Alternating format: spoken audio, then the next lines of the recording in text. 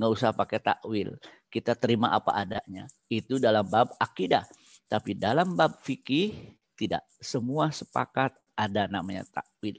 Maka yang namanya ad-dinu yusrun. Bagaimana ad-dinu yusrun? Agama itu mudah. Tidak semua perintah wajib, tidak semua larangan haram. Contoh lain takwil. Apakah ayah Rasulullah di neraka? Hadisnya mengatakan. Jadi ada sahabat nanya ke Rasulullah, Rasulullah bagaimana bapak saya? Kata Rasulullah di neraka. Setelah terlihat sedih, Rasulullah manggil, sini bapakmu dan bapakku di neraka. Abi inna abi wa abaka finnar. Yang jadi masalah, bukankah ayahanda Rasulullah berada dalam fatrah, tidak ada nabi? Mana buktinya? Surat Sajdah menunjukkan itu ma atahum min nabirin, berarti belum ada nabi. Quraisy sebelum datang Rasulullah tidak ada nabi, berarti tidak ada dalam keadaan tidak ada nabi. Dalam keadaan tidak ada nabi, tidak ada yang diadab. Wa ma kunna mu'adzibina hatta nab'atsa rasula. Permasalahannya bagaimana ayat hadis ini? Berarti abdis itu artinya paman. Seperti dalam surah Al-Baqarah 133 bahwa Ismail disebut Ismail padahal bukan bapaknya Yakub tapi pamannya. Akhirnya terimakullah tidak bisa memahami satu ayat, satu hadis dari satu hadis, dari satu ayat. Harus dikrossilangkan.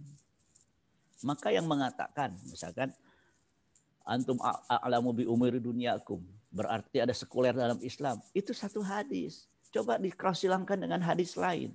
Harus dikrossilangkan dengan hadis lain sehingga memahaminya utuh. Tidak bisa satu. Maka yang saya tidak anjurkan adalah seseorang membaca hadis di masjid kemudian pulang. Contoh hadis ini. Harus disebutkan. Ini hadisnya, ini syarahnya. Kalau hadis saja nggak bisa. Harus syarahnya. Apakah mayit tersiksa dengan tangisan keras keluarganya? Hadisnya jelas.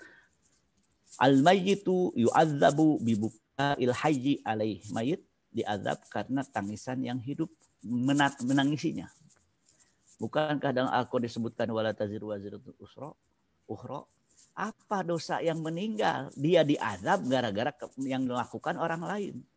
Berarti kan ini gimana ayat ini? Ayat dengan hadis kontradiktif. Ayat mengatakan tidak menanggung dosa orang lain. Hadis mengatakan menanggung dosa orang lain.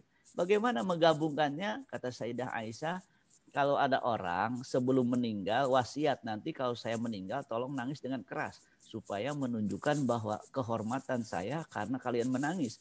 Akhirnya setelah meninggal menangis di situ diazab. Tapi kalau tanpa wasiat nggak ada. Kenapa? Agar selaras hadis dengan Al-Quran.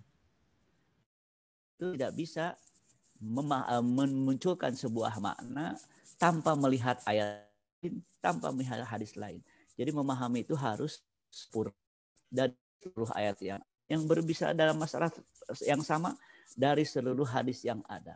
Maka para fuqaha menghafal ratusan ribu hadis, jangan sampai ada informasi yang ketinggalan.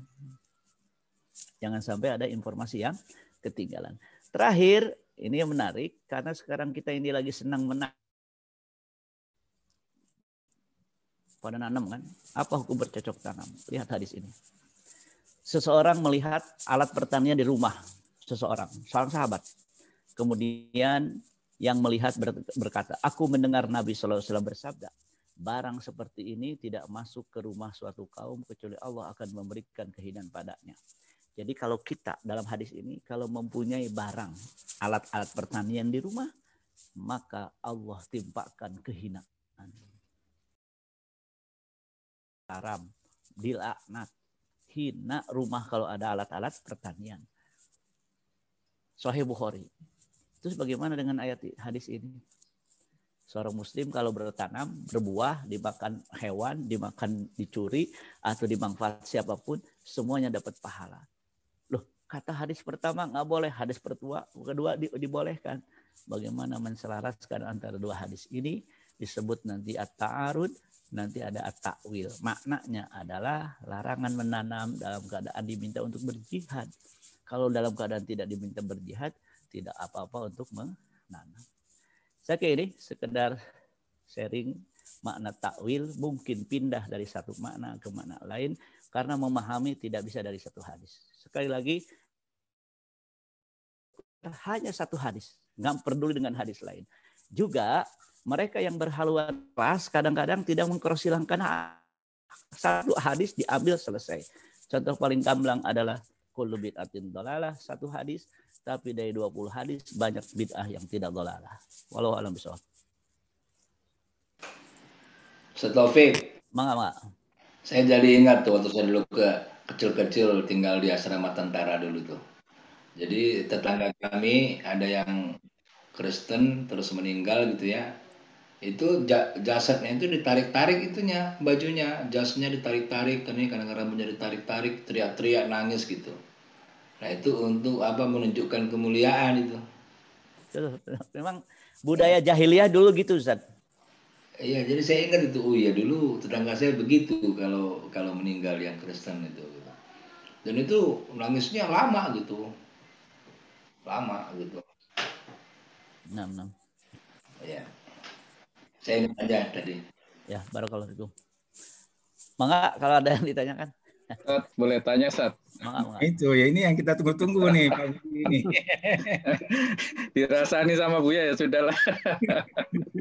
Kemarin yang saya tanya lupa juga itu di grup apa ya.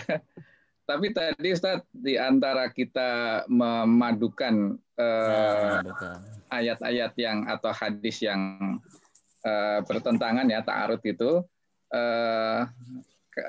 belum disebutkan atau mungkin tidak ada atau bagaimana Ustadz mengenai kajian bahasanya ya. Dulu waktu saya S2 ini diajar bahasa Arab sama Ustadz Taufik ini ya. Ada matrikul saya bahasa Arab ini saya ikut ini. Di antaranya bagaimana Imam Syafi'i itu menganggap bahwa salah satu guru itu Ustadz ya. Ya. Itu termasuk apa Ustadz? Mustarok. Ya, yang tapi Imam Syafi'i menganggap suci ya. Suci, betul. Ya, karena makna bahasanya Ustaz ya. Ya. Nah, termasuk tadi Ustaz yang ingin saya mintakan penjelasan tentang kullu bid'atin dolalah ya. Itu dulu waktu ngaji sama teman-teman Salafi itu kata-kata kullu itu ya artinya semua begitu ya. Nah, tapi kalau dalam kajian bahasa itu kan kalau dalam surat Al-Kahfi juga kan ketika Nabi Khidir itu merusak kapal itu kan diantaranya adalah supaya tidak diambil sama raja, gitu kan? Ada raja zalim yang mengambil kapal itu kan? Ya, wa kana wara'ahum malikun ya'khudhu kulla safinatin. Kulla kan? Kulla itu ternyata kan tidak semua kapal diambil. Kapal yang rusak itu tidak diambil sama raja. Berarti kata-kata kulla di sini tidak termasuk, tidak menunjukkan semuanya. Nah ini pembahasan lughah ini masuk di dalam usul fikih nggak, Ustaz? Ya. Pembahasan bahasa menjadi bagian dalam usul fikih. Namanya al-qawaid al-lughawiyah al-usuliyah. Jadi ada kaidah-kaidah bahasa yang secara usul. Contoh tadi kullu. Itu kaidah bahasa. Makanya kalau kemarin kan baru isyaratun nas. Nanti ada ibaratun nas. Ibaratun nas secara bahasa. Secara susunan huruf. Bagaimana? Kullu. Kullu itu artinya seluruh. Akan tetapi harus dikrossilangkan dengan ayat lain. Hadis lain. Kalau di satu ayat seluruh. Di ayat lain tidak seluruh. Berarti ada namanya takhsis. Contoh. Kalau saya share lagi, saya share apa namanya slide ya dalam hal ini. Tadi yang kullu bid'atin dolalah, katakanlah kullu bid'atin dolalah ini yang paling krusial. Nah ini kan gini, hadis kullu bid'atin dolalah. Ini jelas, kullu seluruh, oke. Makna zahir seluruh bid'ah sesat. Setiap ini dalam Sahih Muslim. Dan tidak ada tambahan kullu dalalatin finnar. Tidak ada tambahan dalam Sahih Muslim. Kullu. Mari kita lihat hadis ini. Man sanna fil Islam sunnatan hasanatan. Barang siapa membuat dalam Islam sunnah yang baik. Yang kedua, barang siapa membuat dalam Islam sunnah yang buruk. Apa arti sana? Dua makna. Membuat dan menghidupkan. Tapi Imam Nawawi mengatakan sana itu membuat. Berarti menggabungkan hadis kullu bid'atin dengan man sana hasilnya kecuali. Ini pendapat Imam Nawawi. Amun makhsusun. Makanya memahami hadis itu kembali kepada pensyarah hadis. Kalau Sahih Muslim Imam Nawawi. Imam Nawawi mengatakan kullu iya seluruh tapi maksus. Maksus yang kedua, man sanna fil Islam sunnatan hasanatan, artinya hadis kedua ini menjadi dalil tidak seluruh. Maka yang dimaksud adalah wa annal murada bihi al muhdatsatu al batilatu wal bid'u al mazmumatu. Berarti pendekatan bahasa ada dalam fikih yang disebut nanti al-qawaid al-lughawiyah al-usuliyah.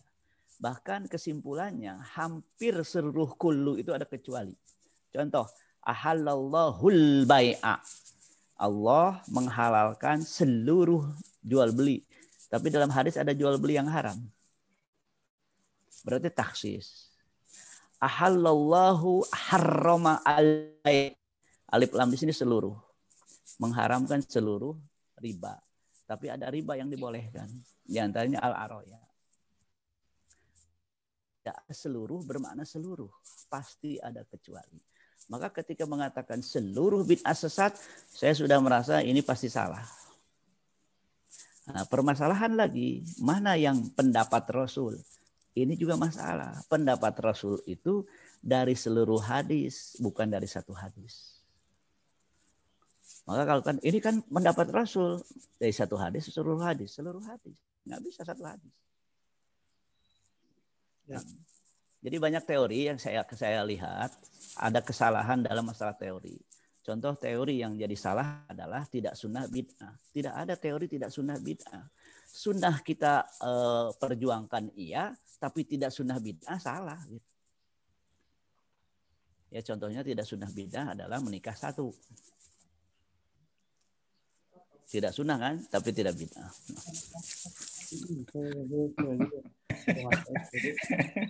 Itu Pak Budi itu. Pak Budi itu. Alhamdulillah tidak bid'ah. Alhamdulillah. Itu Ustaz. Waalaikumsalam. Jazakallah Ustaz.